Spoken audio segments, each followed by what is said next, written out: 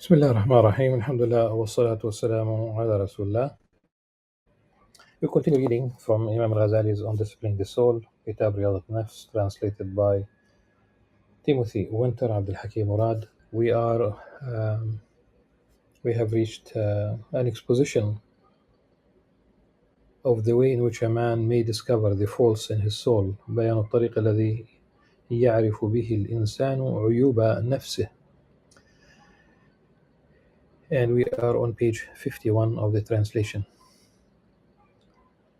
And we will find that there are four ways through this short, relatively speaking, short entry on this exposition. There are four ways to know one's deficiencies, faults in his soul.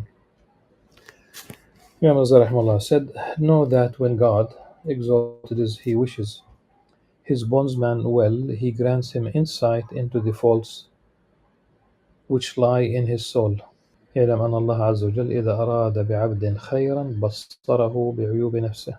The faults of a man of perfect insight are never hidden from him, and whosoever knows his faults is in a position to treat them. If you don't admit that you have faults, even when they are very vivid, manifest when everyone in your circle knows them and you're still in a state of denial, it could be narcissism. You see yourself perfect, and you don't want to admit that you make mistakes. Most people, however, are ignorant of the faults of their souls and might see the mote in their brother's eye, but not the beam which lies in their own. This is the Abdul Hakim Murad has a footnote uh, mentioning that originally the phrase or the statement, the mote, and they do not see the mote in their they might see the mote in their brother's eyes, but not the beam which lies in their own. يرى أحدهم القذى في عين أخيه ولا يرى الجذع في عين نفسه. So Abdul Hakim Murad Timothy Winter says that originally this is from Matthew 7 3, and in fact this could circulate in the it is in the in our culture, and if you would like to a direct quotation from Matthew 7:3, it is why do you look at the speck of sawdust in your brother's eye and pay no attention to the plank in your eye? The speck of sawdust. Sawdust in Arabic is نشارة الخشب, نشارة.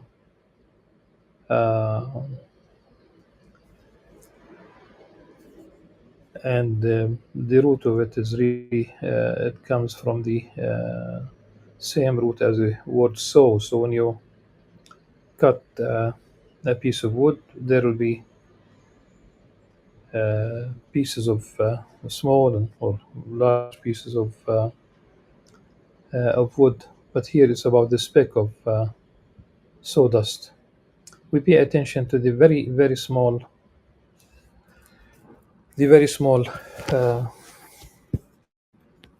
deficiency in character, the fault, the mistake that people make, and we don't see ourselves when we probably could be committing grave mistakes, mortal sins.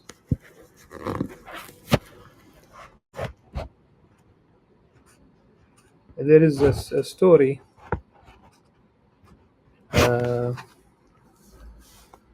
the story is about a Sufi master and his novices, and the novices would, let's say, complete their spiritual training, and they'll go there on their own way. That the Sufi master himself would tell them that they are ready to be on their own. Uh,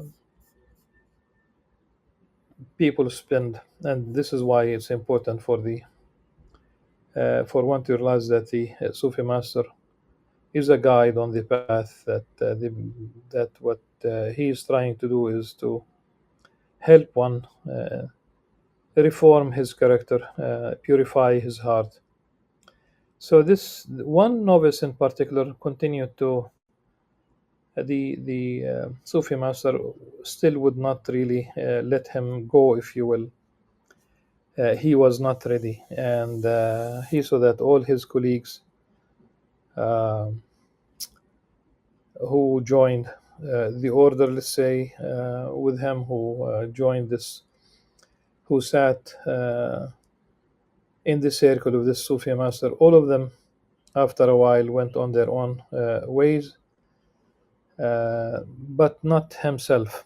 So ultimately, asked the Sufi master why, and there was a white wall behind the Sufi master, and there was a very very tiny small black dot on the wall. And the Sufi master asked him, "What do you see?" Uh, and the that novice said that he sees that tiny black dot. And the Sufi master responded by saying, "Stay with me." Uh, and it seems that he explained that he could not see the whiteness. This is not about color. This is about purity. He could not see the whiteness of the wall, and the only thing that he could see is that speck of sawdust, if you will, following this example. Uh, and I saw a video of a family. It seems like a family judge, or a judge in a court in the United States. Family law. The issue was family law. It was a state of divorce, and after the judge really, she after she uh, granted the divorce, and addressed the lady who wanted that divorce and told her that because of the nature of the case, it was simply about. It seems that this lady was like this novice who could only see the black dot on the white wall, and she told her that uh, she herself uh, is not perfect, and if she marries another one in the future, he will not be perfect. Meaning that her problem was she did not know how to deal with imperfection. This is a serious issue, and probably I have no statistics. Probably I know of a colleague of mine, such a wonderful person, um, really very knowledgeable. A PhD does not always mean a lot, but it definitely means that uh, someone is knowledgeable to a certain degree, who was almost about close probably to 70 years old. And there was a time he's outside the country, from another Arab country.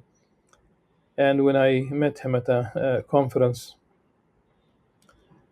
and there were a couple of years when I really did not see him, and he told me that he got divorced, and he admitted that it was because of silly things. really silly things. He admitted that was about silly things. He did not blame his wife. At least he knew it was about silly, tiny things, like a speck of sawdust. What a pity. So, most people, however, are ignorant of the faults of their souls and might see the mote in their brother's eye, but not the beam which lies in their own. There are four ways by which the man who would know the faults of his soul may do so. Firstly, he should sit before a sheikh, and here we talk about a spiritual guide, who has insight into these faults and hidden weaknesses, and put him in authority over his soul, and follow the instructions he gives in connection with his struggle therewith, as is the place of the aspirant murid with his sheikh. This letter will ascertain these faults and explain to him the method by which they should be treated. However, such a man is hardly to be found in this age.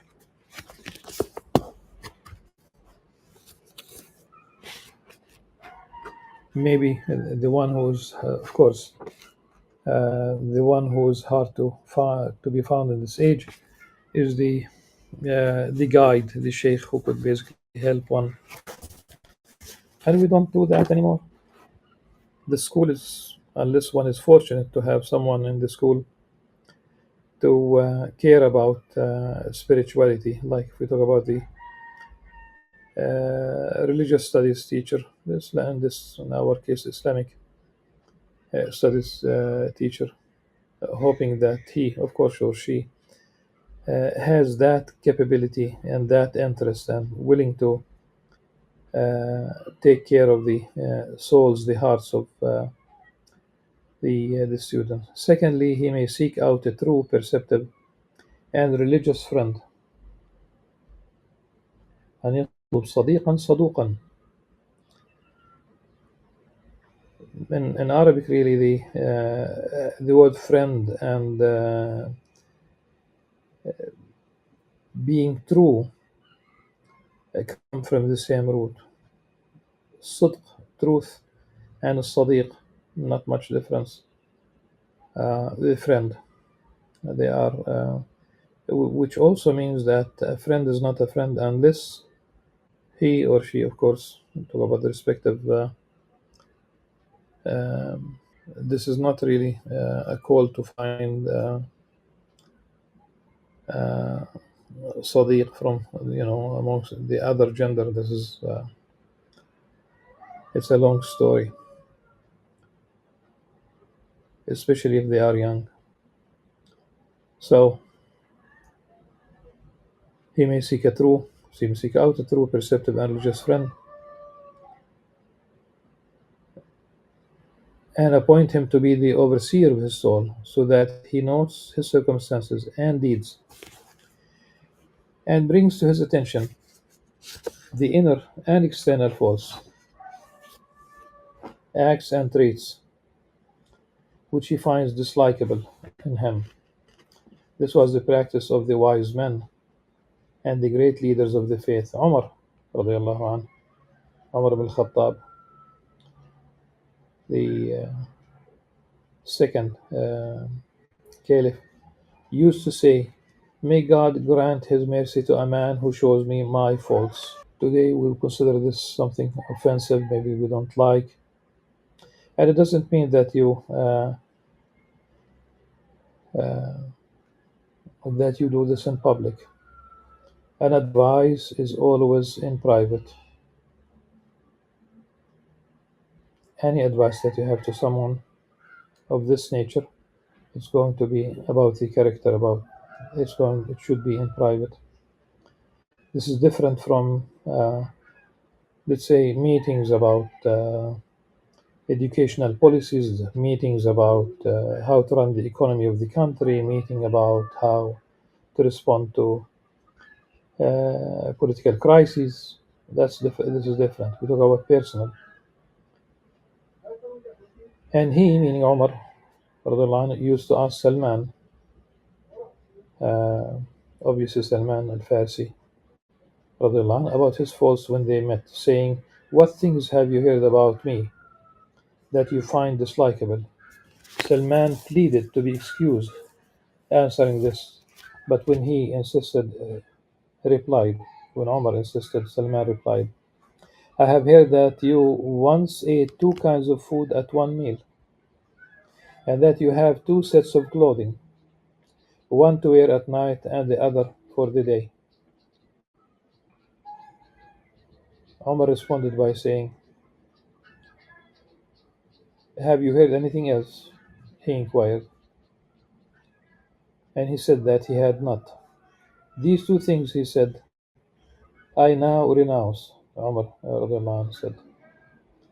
He renounced, meaning that uh, he will stop having two types of food during one meal, two dips really, and he would have garment, only one garment.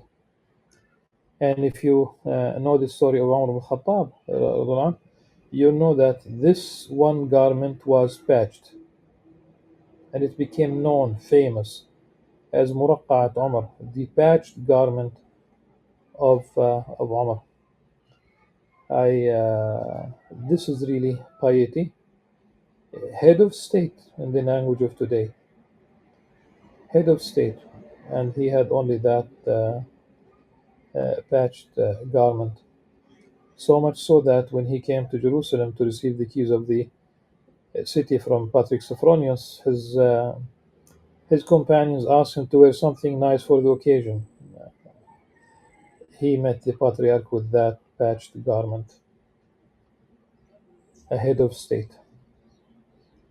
I happened to be, uh,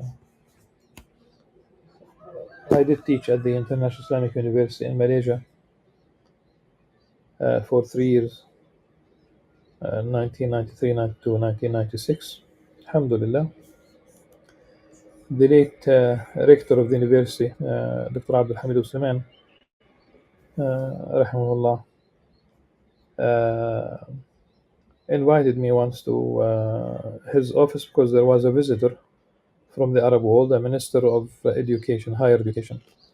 That minister said that and that's the only thing I remember from that meeting, really. He said that had Umar ibn Khattab lived until today, he would have used the the shabah. Shabah in literally it's the ghost, but that's not really what it means. Shabah became a name for Mercedes Benz 1000. So you talk about all these gadgets, fancy must be a very fancy car, and obviously that minister must have had granted a Mercedes Benz by his government to use while he was in his in office. I mean, it is to have a good, reliable car. Uh, I think it's not only it is permissible. I think it's even let's say highly recommended. Otherwise, if it's really as the British said, I'm not rich enough to buy an old car. But that minister of higher education, he was justifying for himself.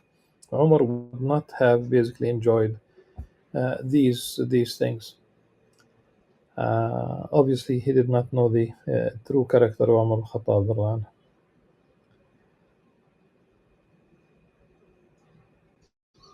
He, meaning Umar, he used to also to question Hudayfa, uh, saying Hudayfa was the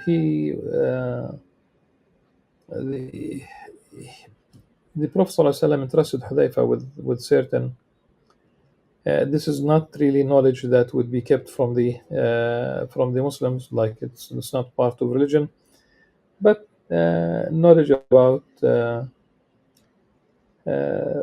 hypocrites in the society, for example. So Umar al-Khattab used to ask Hudayfa, رضي الله عنه, you were the confidant of God's emissary, may God bless him and grant him peace. In the matter of the hypocrites, can you see any of the signs of hypocrisy in me? In this way used he to accuse himself, despite his great worth and exalted position. For the greater a man's intelligence and position, the less impressed will he be with himself, and the more often will he engage in self accusation. Self criticism, holding himself accountable, checking himself time and again. This too, however, is rarely to be found. Few indeed are the friends who do not resort to flattery, but tell one about one's faults instead, and who harbor no envy. Among your friends you must need among among your friends you must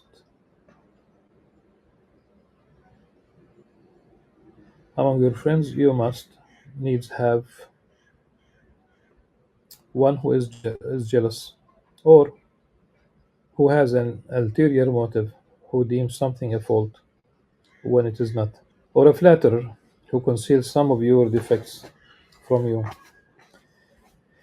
It was for this reason that Dawood al-Tai renounced all human company and said, when asked why, what can I do with people who hide my faults from me? It was ever the desire of religious people.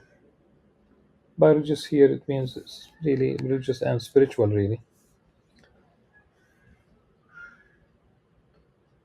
People who have fine, like, sensitive hearts, let's say, attentive.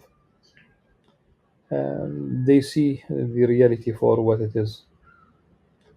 So it was ever the desire of religious people who discover their faults through being told of them by others. However, things have come to such a pass with us that the most hateful of all people are those who counsel us and draw our attention to our defects. This is almost expressive of a weakness in our faith, for bad traits of character are vipers and stinging scorpions. And were someone to tell us that under our clothes there lurked a scorpion, we would account this a great favor, and be delighted and want to occupy ourselves with removing and killing the scorpion in question. Yet the injury and pain it could cause to the body would last no more than a day, while ugly traits of character cause an injury in the very core of one's heart, which, it may be feared, will endure even after death and for evermore, or for thousands of years, until basically, as the footnote of the translator, such a time as God relents toward the sinner and delivers him from hellfire. This is the sinner who is a believer, uh, a Muslim in the universal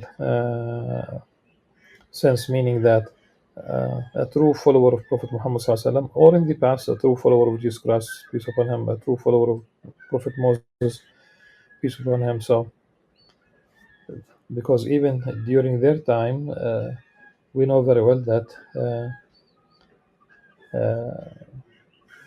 there were true believers, um, and there were those who created the golden calf, and they create that in every generation. Probably one of the golden calves today is the nation state, when there is neither nation nor a need for a state. It becomes an idol worshipped. and human sacrifices by the tens of thousands are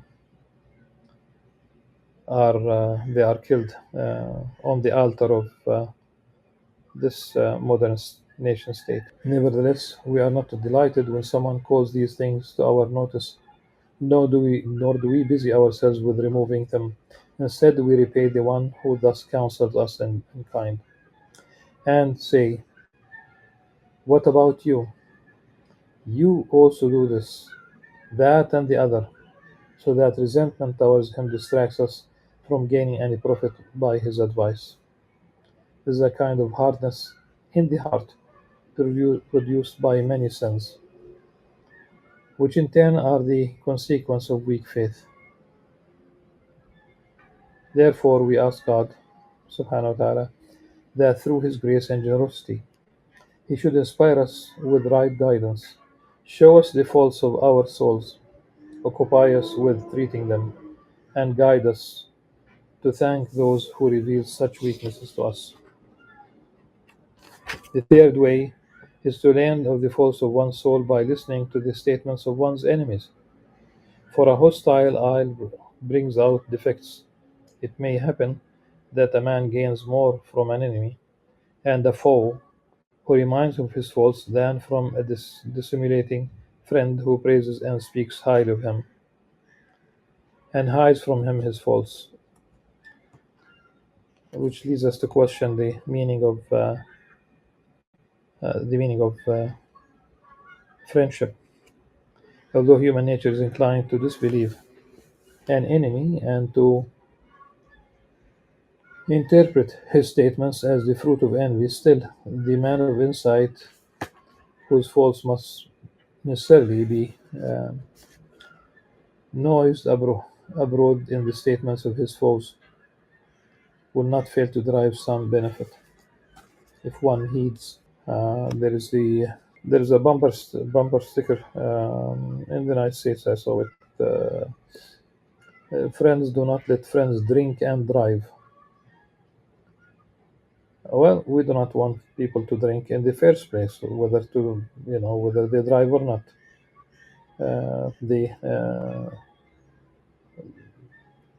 The mother of all evil, wine, alcohol. But talking about the context is friends do not let friends drink and drive. What if this friend who provides the alcohol and invites you to get drunk and encourages you to drive? And that's exactly what's happening today when Western governments provide weapons and lethal weapons and to leaders who are drunk with superiority, blinded blinded by this sense of superiority, putting their own personal interests ahead of everyone else, are driving this lethal weapons whereby they definitely kill tens of thousands of people, and they to their own detriment. King King Charles the Ninth of France, who killed tens of thousands of people, beginning with 15,000 Huguenots in Paris. At the end of his life, he lamented this uh, this senseless killing, and he wished at least that he had spared the babies. Alas, today they don't care about the babies, the women, the elderly. The fourth is to mingle with people and to attribute oneself every blameworthy thing which one sees in them. For the believers are mirrors one to another. and recognize their own faults and the faults of others, knowing that the temperaments are similar in the following of desire, and that every attribute in a man must be shared by his associate to some degree. Thus, one will come to scrutinize one's own soul and cleanse it of everything one finds blameworthy in others. This constitutes the highest degree of self discipline, where all people only to renounce the things they dislike in others, they would not need anyone to discipline them. Jesus, peace be upon him, was once asked, "Who taught you?" "I was taught by no one," he replied. "I perceived the ignorance of the ignorant man and avoided it, learning from other people's mistakes." All of the above are devices which may be resorted to by those who have no Gnostic sheikh, who is intelligent, insightful into the faults of the soul, and compassionate, who gives one counsel in the affairs of religion, and who, having completed the refinement of his own soul, occupies himself with counseling and refining the souls of other bondsmen of God. Whosoever finds such a man has found his physician, the spiritual, of course, physician, and should stay with him, for it is he who will deliver him from his sickness and from the destruction which lies before him. Alhamdulillah. In the next session, inshallah, we will read the chapter titled An Exposition of Evidence Handed Down from Men of Spiritual Insight and Provided in the Law to the effect that the way to cure the diseases of the heart is by renouncing one's desires, and that the stuff of such diseases is following desires. بيان شواهد النقل من أرباب البصائر وشواهد الشرع على أن الطريق في معالجة أمراض القلب ترك الشهوات وأن مادة أمراضها هي اتباع الشهوات. Until then, سبحانك اللهم وبحمدك أشهد أن لا إله إلا أنت أستغفرك وأتوب إليك والسلام عليكم ورحمة الله وبركاته.